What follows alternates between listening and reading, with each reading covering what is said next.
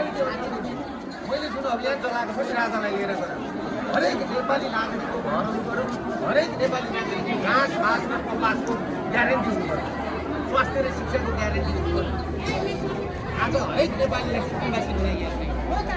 हरेक बाहनामा, लघुमुद्राको बाहनामा, सरकारीको बाहनामा, मिटर ब्याजको बाहनामा, ब्याङ्कको बाहनामा यिनीहरू अब यत्रो मान्छे कुटुम्बासी पेसेन्ट घर लिन पर्यो, कहाँ जाने यिनीहरू जाने कहाँ? यिनीहरूको माइबाप भनेको सरकार हुनु पर्दैन। तर यो सरकार मैले भने त कहाँ अब 84 वर्ष आइने आयो यदि चुला मागा र भगवान शिवको त्यो पाठमा छ भने यिनीहरूको अन्त्य हुन्छ। जम्मै मैला यिनीहरूको अन्त्य हुन्छ। कसैको 20 लाख कसैको 25 लाख कसैको 30 लाख रुपियाँ तिर्नु पऱ्यो क्या लोन लोन न पेयर नतिर्नु सबै नतिर्नु ब्याज नतिर्नु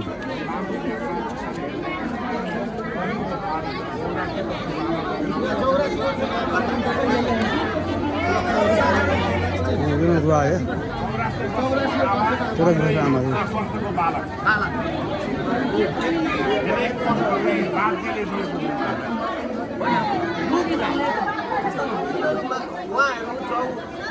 उहाँहरू आज 14 दिनदेखि